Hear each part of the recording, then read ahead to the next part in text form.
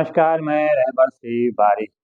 देश दुनिया की खबरों के साथ एक बार फिर से मैं आपके सामने हाजिर हूँ, लेकिन इससे पहले आपसे दरख्वास्त है, रिक्वेस्ट है, विनती है कि अगर आपने हमारे चैनल को सब्सक्राइब नहीं किया तो सब्सक्राइब ज़रूर से ज़रूर करें, ज़्यादा से ज़्यादा लाइक करें, शेयर करें, कमेंट करें। हम अपने व्यूवर्स कासिम साहब और आफ्ताब साहब का बहुत-बहुत शुक्रिया अदा करते हैं। उन्होंने हमारी हौसला अफ़ज़ाई की, हमारी उनसे दरख्वास्त है कि वो हमारे चैनल को ज़्यादा से ज़्यादा सब्सक्राइब कराएँ, जिससे और लोगों तक भी खबरें पहुँच सकें और आपकी मदद से हमारा चैनल आगे बढ़ सके। आज शुरू करते हैं आज की सबसे बड़ी खबर से। बेंजामिन नेतन्याहू जो कि लगातार गज़ा और लेबनान के ऊपर लगातार हवाई हमले कर रहा है और नरसंहार कर रहा है गज़ा में ख़ास तौर पर, और लेबनान में भी ज़्यादातर बेगुनाहों को ही मार रहा है। और यहाँ पे ये कहा जा रहा है, आड़ ली जा रही है कि हिज़्बुल्लाह के जो लड़ाके हैं वो ह्यूमन शील्ड बना रहे हैं, ह्यूमन शील्ड का काम कर रहे हैं, इसी वजह से वो लगातार जो नागरिक वाले इलाके हैं वहाँ पे भी हमला कर रहा है। और आज सुबह भी एक बिल्डिंग पे हमला किया जहाँ पे लगभग 50 लोगों की मौत हो गई, उसमें ज़्यादातर बच्चे और महिलाएं ही शामिल हैं। इसी तरह से गज़ा पे भी हमला किया गया जिसमें लगभग 30 लोगों की मौत हुई, इसमें ज़्यादातर महिलाएं और बच्चे हैं। गज़ा में तो पूरी तरह से नरसंहार जारी है। इसी सबको देखते हुए इंटरनेशनल कोर्ट ने, अंतर्राष्ट्रीय कोर्ट ने नेतन्याहू के खिलाफ गैर जमानती वारंट, अरेस्ट वारंट जारी कर दिया है और इसके साथ साथ पूर्व रक्षा मंत्री गैलेट के खिलाफ भी अरेस्ट वारंट जारी किया है। अब देखना ये होगा कि जो समूची दुनिया है, लगभग 128 जो देश हैं, वो अब नेतन्याहू के खिलाफ क्या कदम उठाते हैं, क्या उसको अरेस्ट करते हैं या किस प्रकार का कदम उनके द्वारा उठाया जाता है। हालांकि अमेरिका से तो किसी प्रकार की कोई उम्मीद नहीं की जा सकती, क्योंकि वो लगातार इसराइल के साथ में ही खड़ा है। वहीं दूसरी तरफ अगर बात किया जाए, अ, विश्व युद्ध की कगार पर अमेरिका के मौजूदा जो राष्ट्रपति हैं जो बाइडेन, उन्होंने खड़ा कर दिया है, क्योंकि जिस प्रकार से उन्होंने यूक्रेन को पूरी तरह से परमिशन दे रखा है कि वो दूर से दूर मार करने वाली जो मिसाइल है उसका प्रयोग कर सकता है। यूक्रेन ने प्रयोग भी किया है, इसके अलावा नाटो देश से प्राप्त कुछ और भी हथियारों का उसने प्रयोग किया है। इसको देखते हुए रूस के जो पुतिन हैं उन्होंने कह दिया है कि अब वो पूरी तरह से आज़ाद हैं और कहीं भी वो हमला कर सकते हैं।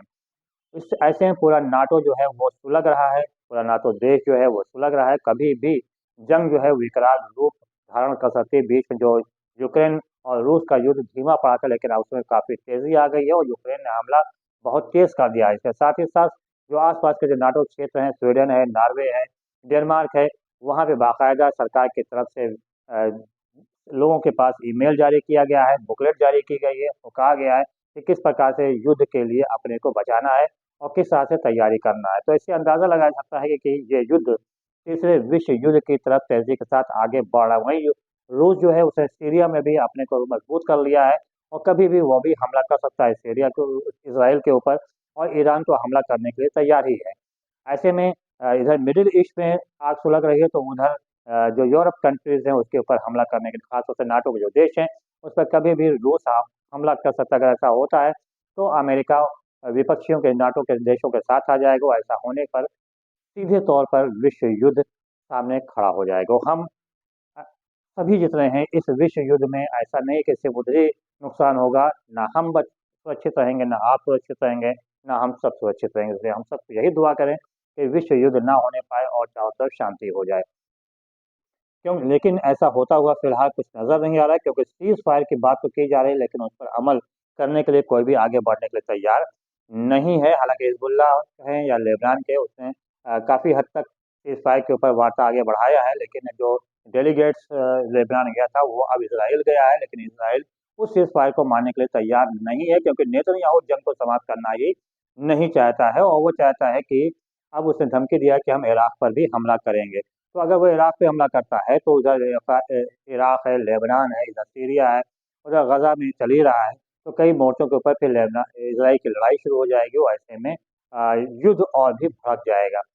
तो मिडिल ईस्ट की बात किया जाए तो इस वक़्त पूरी तरह से जल रहा है, हमले लगातार बढ़ रहे हैं, तेज़ी के साथ हमला हो रहा है और लेबनान के द्वारा भी, हिज़्बुल्लाह के द्वारा भी रॉकेट छोड़े जा रहे हैं इज़राइल के ऊपर। और हिज़्बुल्लाह ने कहा कि आपने बेरूत के ऊपर हमला किया तो अब हम भी तेल अबीब पर हमला करेंगे, और ये कहते हुए उसने कई रॉकेट छोड़े भी हैं जो तेल अबीब के कई स्थानों पर गिरा है, वो काफ़ी नुकसान भी होने की सूचना प्राप्त हो रही है। हमारे कुछ साथियों ने कहा कि हम वीडियो भी साथ में लगाया करें, लेकिन अभी हम कॉपीराइट का चक्कर पड़ जाता है, इस वजह से हम वीडियो नहीं डाल पा रहे, वरना वीडियो हमारे पास है।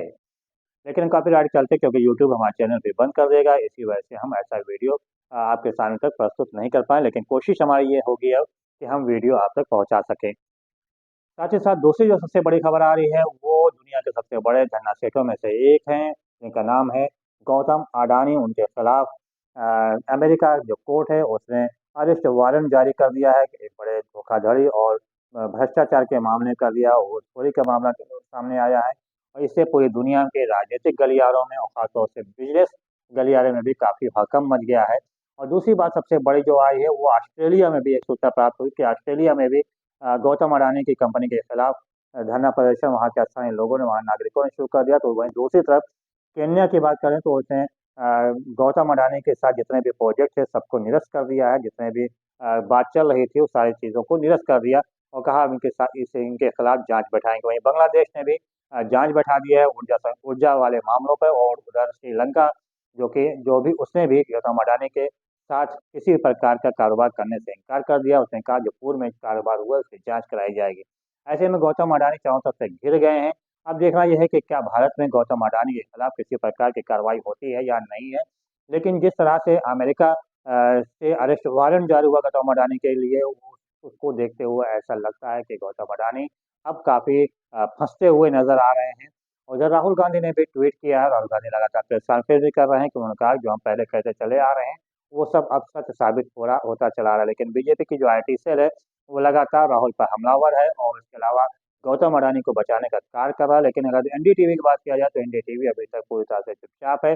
उसने गौतम अडानी किसी जो आरोप लग रहे हैं उससे किसी भी आरोप को ना तो नकारा है, न स्वीकारा, न उससे किसी प्रकार का डिबेट किया है। बहरहाल गोदी मीडिया पूरी तरह से शांत है, बल्कि उल्टा गौतम अडानी को बचाने का कार्य कर रहा है और कह रहा है कि गौतम अडानी के पास सारे सबूत हैं, सारी चीज़ें हैं, वो पूरी तरह से निर्दोष है और निर्दोष साबित करने पे भी लगा हुआ है। ज़ाहिर से निर्दोष साबित करेगा भी, क्योंकि गौतम अडानी का संबंध किसी और से भी है और उससे बचाया। अगर गौतम अडानी फँसते हैं तो उनके साथ और लोग भी जो हैं वो भी फँसते हुए नज़र आएँगे। बहरहाल देखना ये है कि आगामी 2-3 दिन के अंदर क्या-क्या हालात बदलते हैं, दुनिया के भी हालात में क्या बदलाव आता है। इसके अलावा जो मिडिल ईस्ट है या रूस-यूक्रेन युद्ध है उसमें कितने बदलाव आते हैं। काफ़ी निगाहें सबकी उसी पे टिकी हुई हैं। क्या विश्व युद्ध की तरफ हम लोग आगे बढ़ रहे हैं, इसके ऊपर भी सभी की नज़रें जमी हुई हैं। फिलहाल रहमत तिवारी को दीजिए इजाज़त। बहुत-बहुत धन्यवाद। जय हिंद, जय भारत।